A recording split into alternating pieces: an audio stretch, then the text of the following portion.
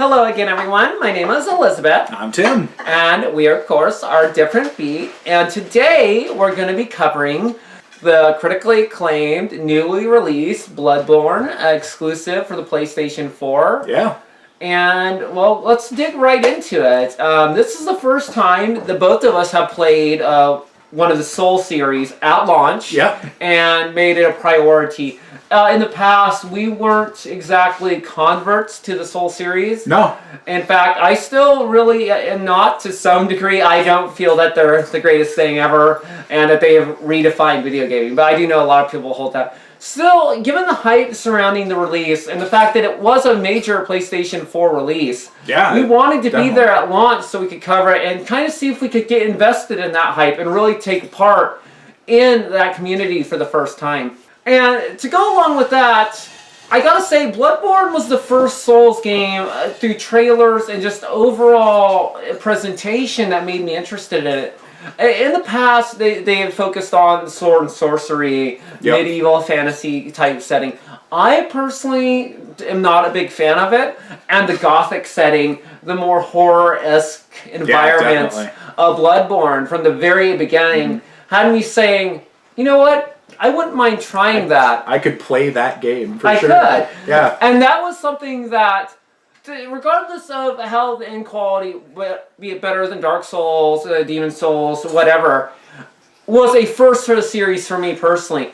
I'm actually a big fan of From Software's past development games. I'm a big fan of their Ace franchise. Another Century episode is very much like Zone of the Enders, but with Japanese mecha, Gundam, that kind of thing. So I was actually a big convert to From Software way before the Souls. And so when Souls blew up, I actually initially kind of rejected the franchise because I was like, no, I want more Ace, and everyone's going off about how they should only make Souls. So I think, at least to understand my feelings and lead into Bloodborne, that's important.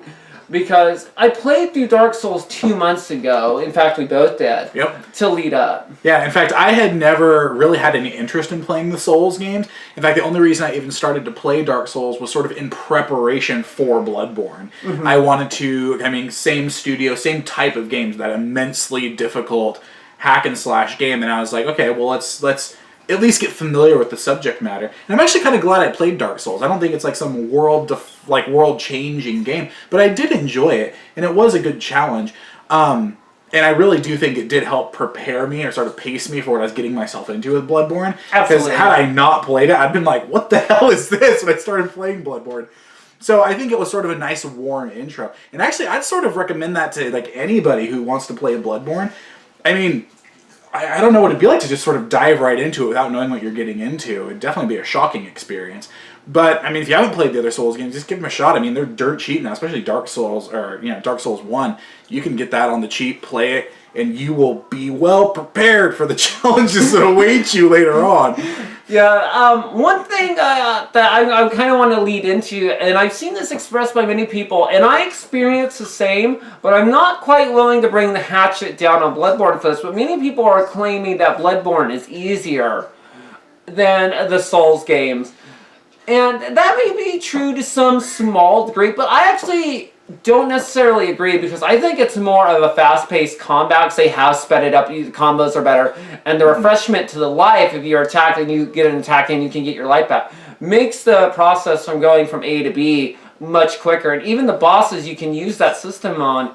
So I think it adds more of an attack element, which speeds it up. And it doesn't necessarily make it faster, even if you are killing the bosses sooner, instead of waiting your 5th, 6th death. Yeah, I really think what they did here is they went from the Dark Souls, Demon Souls approach, which was very defensive-based. You need a shield. I mean, you will never get anywhere in that game without the ability to block. They took that entirely away, and they're like, you know what? There's some gunplay that you can manipulate to sort of parry, but that is way more difficult than just holding down a bumper to hold a shield up. So it forces you to be like constantly engaged in that combat.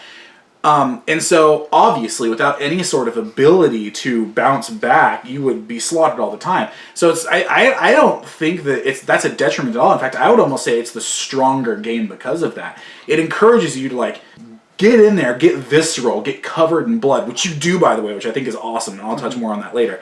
But to get in there You're going to take hits, but if you hit back hard enough, fast enough, you can regain some of that life back that you took as damage. And plus, the animation for healing is not as slow as the Estus Flax from Dark Souls. So it really does encourage that, yes, you're going to get punished, but you're also rewarded for for rotting that punishment on your opponent as well. And so I think that's really cool. And in fact, I sort of like that style of gameplay better, I would say. Yeah, no, I agree. And I think that kind of give and take actually encapsulates Bloodborne as a whole, like in comparison to Dark Souls. The Estus Flask, I mean, there are elements that I do prefer of Dark Souls to Bloodborne. Yeah. Specifically, the Estus Flask, because the Blood Vial, maybe if they altered the vitality a little bit, then it wouldn't be such a big deal, but towards the end of the game, you're healing way too much. And given the amount you can carry, seems maybe a bit excessive. My issue with it is it doesn't replenish upon death. Yeah. And it makes it so there's a grind element that goes beyond leveling, beyond strengthening yourself. You have to item grind. And I think that is a real detriment to Bloodborne over the Dark Souls. I will argue, though, with that. I mean, yeah, it is sort of annoying, but you get them so fast and so easy. You can get back up to your 20 blood vials and with a stock of 10 in like 20 minutes of grinding. I mean, it's not like this huge endeavor to get them back. No, in fact, I found an area where I could have full stock plus extra within about a 7-minute time frame, including the awful loads. 7 minutes? Yeah, wow. There was a great area to do it. But I think, especially if you get to a very difficult boss, and while, like I said earlier, a lot of people aren't experiencing that. For me, it did eventually happen, specifically the last boss. And I was on this boss for a good 4 or 5 hours, but a lot of that time was me being frustrated because I had to go and farm blood vials before retrying. Whereas in Dark Souls, while I die a lot and I'd feel like I was punished for my mistakes, I never felt like giving up on trying because I was right back into it. I was learning, I was constantly adjusting on the fly and like going forward. Whereas I got to hit the brakes on Bloodborne at that boss, and it was a real detriment to game design. Yeah, I can actually agree with that. It's sort of like you're in that zone, you're hitting your head against that brick wall, but wait, time out, I got to go grind for more healing items now. I totally see where you're coming from there. This might be a strange analogy or a simile for some people, but the blood vial system to me, in comparison to the Estus Flask, is what a lot of people feel the modern life system is in the Mario games, where it's completely unnecessary. It's like, when you die a certain amount of Mario times, don't take me to a game over screen, don't make me reload, let me, get to the checkpoint. If I gotta restart level, fine, but let me keep attempting. Don't force me out of the action, because it just makes the experience worse. The grinding for blood vials, it perfectly fits in that exact same space. And coming off Dark Souls, it feels even weirder here because they had completely solved this issue with the Estus Flask. Yeah, it's just automatically refilled to your maximum capacity at the last bonfire you rested at. So let's talk about Bloodborne in terms of package. So Bloodborne, first impressions, you boot it up, you get into the game world. How'd you feel about it? You were unprepared for this question. I loved it. Well, the thing is, the answer changes dramatically after the 2 minutes. Because I ran into my first mob, and at that point it changed. Not because of the death. My first impression is, wow, this is beautiful. It doesn't run as quickly as Dark Souls. I play Dark Souls on PC, 60 frames per second. Oh, yeah. But I was willing to take the hit to frames. But then I ran into the first enemy, and I died, and then I experienced what is possibly the most terrible thing in the game, and that is the load times. Yes. Especially when you combine the load times with the blood vial system, it becomes a problem of, okay, I gotta farm, I gotta load, I gotta reload, I gotta farm, and all this time is just wasted because these load times are so bad. And while it will be patched eventually, playing it now... Yeah, people who are hitting it out the gate are really going to get the worst of it. And it's like, as much as I love the environment, and I love the faster combat, the blood vial system with the load times... It's almost a contradiction. It's like the gameplay moved from defensive to offensive, and pretty fast-paced offensive, But now every time you die, you get to twiddle your thumbs for anywhere between 25 and 45 seconds. And that's not an exaggeration, by the way. No, it's not. I have counted through many of these load screens, and they do vary wildly. I mean, there's been times where I've only been in load screen for about 13 seconds. Sometimes it's in the 20s. But there are often times in that game where you're sitting there for the better part of a minute just waiting to reload into the game.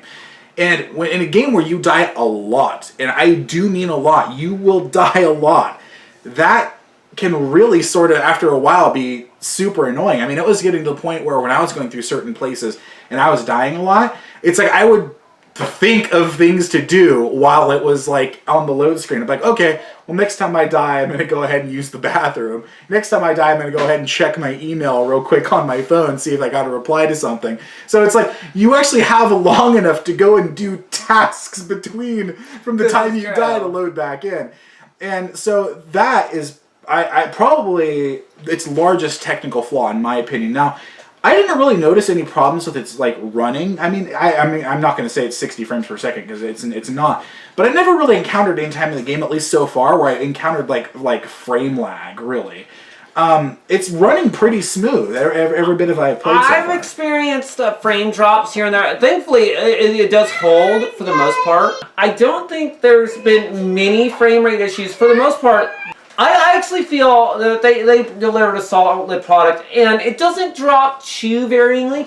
The more interesting issues I've had, and this is well documented, is sound bugs. A lot of times when I use attacks, vertical attacks, or you're jumping off and landing, there will be sound glitches, and it's very strange. Like, you can hear it clipping. And I'm like, what the heck? I've never experienced that before in a front game. Maybe it has happened in the past. But that was interesting. Another issue I've had as far as the game running is there's some definite clipping issues, but again, I don't think that's anything that can be handled, really done about, just because of how they handled the ragdoll with the enemies, where they just go completely limp and they can be moved anywhere. But for the most part, it actually runs really solid and a lot better than the initial release of Dark Souls 1 and Dark Souls 2 on the PS3 and 360. So overall, I'm actually quite pleased. I do think, though, it does have technical limitations, and for that alone, the amount of 10s and 9.5s that were thrown at this game, I find almost to be offensive, just because so many people are so quick to lavish praise on this thing. And while I can get behind, it's like, if a game's good enough, it should be able to be like, you know what, I think it's amazing despite these issues. But when you add up, the sound issues, you add up some frame rate issues, you add in the blood vial, you add in the terrible load times, yes. And all these things combined, and you're still continuously throwing 10s, and you have a 93 on Metacritic despite this many limitations. I feel there's a lot more like pats on the back to it, and not enough critical analysis of the issues it has. And it honestly bothers me a little bit with how the media has approached this game. Yeah, it's like everyone was so eager to have a good game that they got a good game and called it amazing. And it's like, well, it's a really good game, sure. It does have problems, and we should talk about those problems, but it feels like a lot of people don't. I do completely agree with what you're saying. Because it's getting outstanding reviews, and I'm going to rate this game highly. I mean, Bloodborne is a really good game. It is a good game. It is. But it does have problems that I do feel like, you need to talk, like we've talked about. So, as far as the world goes, I know you said you like the Gothic world. I love the world of it. I really sort of like the sort of the different direction it's taken besides like the weird dark fantasy place that the Dark Souls games had.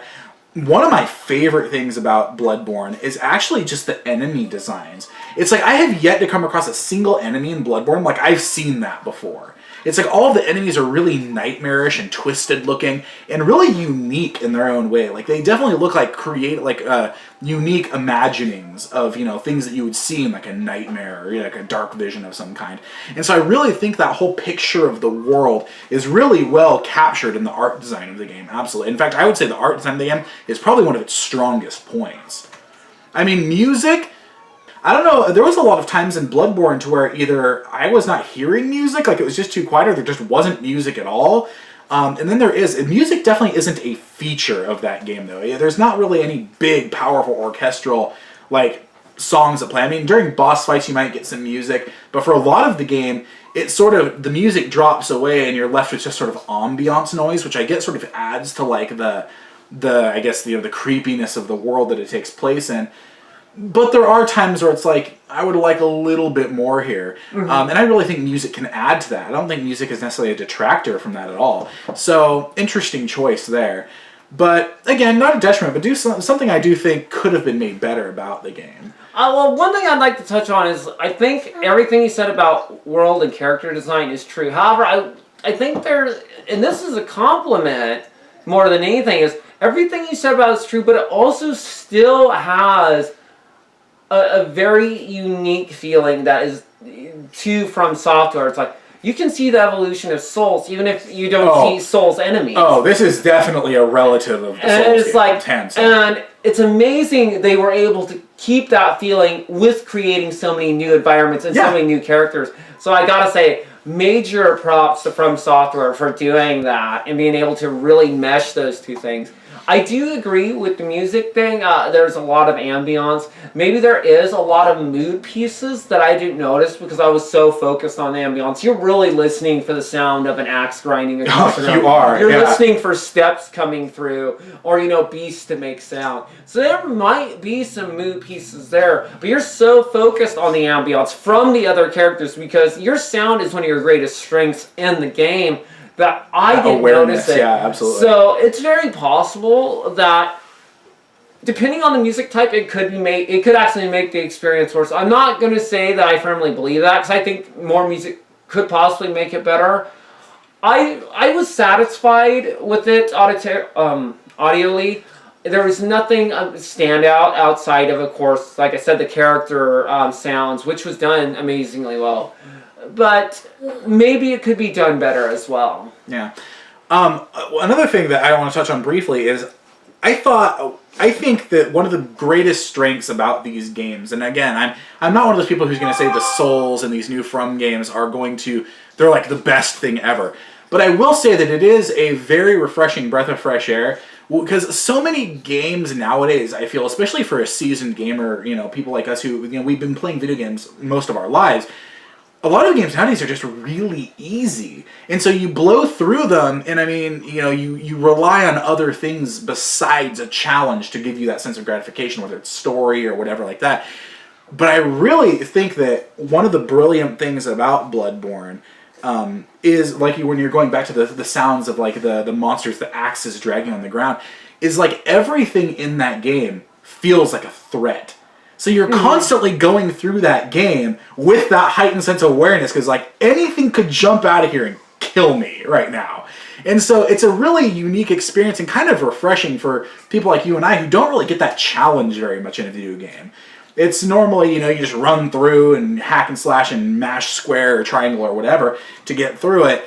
And occasionally you might run into a hard boss fight, but it's like when the entire game is a threat, that whole sense of ambiance really takes you to a new place. Like, you're sort of like sitting there with your headset on and that surround sound, and you're hearing those bestial growls from places you can't see, and the moans of people and, like, suffering, and the sounds of those weapons dragging on the ground or villagers chattering at one another. And it's just sort of like, all right, there is some danger around here. I'm on guard, and let's try not to get killed. So I actually think that speaks to the benefit of the game, and that it really sort of not only paints that picture in the art design, but it sort of brings you there as a player too. And I think a lot of people would actually agree.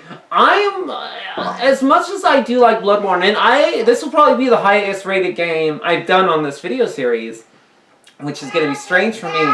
But I think the greatest aspect to the Soul series for a lot of people is that difficulty you speak of, and for me, I don't find that to be a benefit. Just like I don't find extremely easy games to be a negative. At this point in my life, I'm 30, I'm turning 31, and I just enjoy the experience of playing a game. So long as it has characters or a world that I enjoy, I'll stick it out if it's hard, and I'll enjoy it if it's a breeze. Like, so many people hate Prince of Persia 2008 for exactly the issue that people love Bloodborne, because it doesn't have any challenge because of all these issues with it being easy. But just like Bloodborne, I love Prince of Persia 2008 because of the experience it provided. And the difficulty, one versus the other, I don't find Bloodborne's difficulty to be necessarily a benefit. So I'm not necessarily saying that a harder game is a better game. That's not what I'm saying. What I'm saying is that Bloodborne as an experience is very well done in the fact that it creates this threatening environment and is actually threatening. It's not this threatening environment where everything's just butterflies and rainbows and you can just cut everything down with an axe. No, it's part of a complete package, and I think it's a very well done package in that respect. And I definitely agree with you, but I just wanted to point it out because I do think so many people get caught up on the difficulty and how great it is. It's like, and Zelda needs to be like Dark Souls. No, Skyrim needs to be like Dark Souls. There is definitely a community that wants to see like all difficulty ramped up, and I think one of the most beautiful things about gaming as a hobby industry and medium is its beautiful diversity in that. Yeah, great. Like, a game can be amazing if it's simple and narrative and there's almost no gameplay at all. Mm-hmm. But a game can also be amazing if it's really in-depth and complicated. It comes down to, different strokes for different folks and what you're in the mood to play. Agreed. And I really think that regardless of difficulty, regardless of any specific art style or medium or even genre, that it's a grab bag of different elements, but it's how they come together. And I really think that the difficulty adds to the world that Bloodborne's presenting. And I think you're exactly right. Like I said, I just wanted to put that out there because I do know some people that will say if Bloodborne was easier, it wouldn't be a good experience. Or other games need to be like Bloodborne because they're not difficult enough. And I just want to point out, I'm really not in that camp. And I think it's more about the experience. And Bloodborne, because of its threatening nature, does provide a better experience. But I don't think, like, if it was easier or harder, that experience would change greatly. I mean, some people it would. But to me, Bloodborne is more about the world and the lore and character designs, and less about the difficulty, which was what I originally went into Dark Souls for. Because everyone's like, it's so amazing to have a difficult game. And even when I walked out of Dark Souls, and any of the Soul series now at this point, I think it's pretty much, it is a given for me. It's like, the difficulty there is never going to be what I find attractive about these games. Yeah. So, I mean, it was interesting going in and how it's been coming out and how I feel about them. Yeah. Well, overall, I gotta say, if I had to rate Bloodborne on a system of 1 to 5 stars, I think I'd go ahead and give it a 4-star. I mean, it's a solid game, and not a perfect game by any means, but probably one of the freshest non-sequel games I've played in a while. No, I agree. And for me, I would have been tempted to go up into a 9 range, which I almost never do, just because of everything. But I think the sheer technical issues that has, I can't justify that range. So I would be out of 4, out of 5, or 8.0, just because it is limiting. And when a game runs poorly, it does affect me in a negative way. And I don't, it's not an experience I'm willing to say that it's an amazing, life-changing experience. Yeah, which is what I expect out of a 9 or 10. Yeah, so you're giving it a 4 out of 5? Yeah, same with me.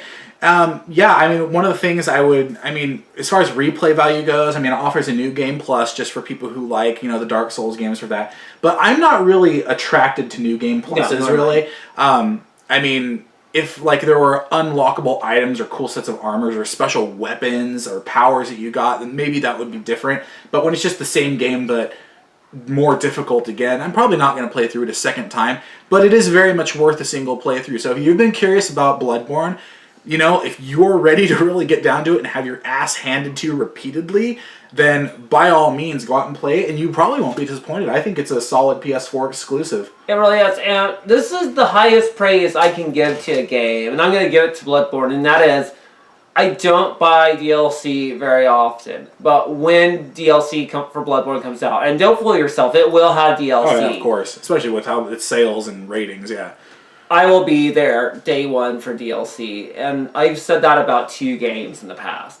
But I will be there, and I will get Bloodborne DLC day one and experience it. So I think you should get it. It is the first PS4 exclusive And if you're strapped That right is now, amazing. sit on it for a year and wait until the Bloodborne Game of the Year edition comes out and it has all the DLC. That's You'll be definitely a set. Yeah, that is definitely likely to happen.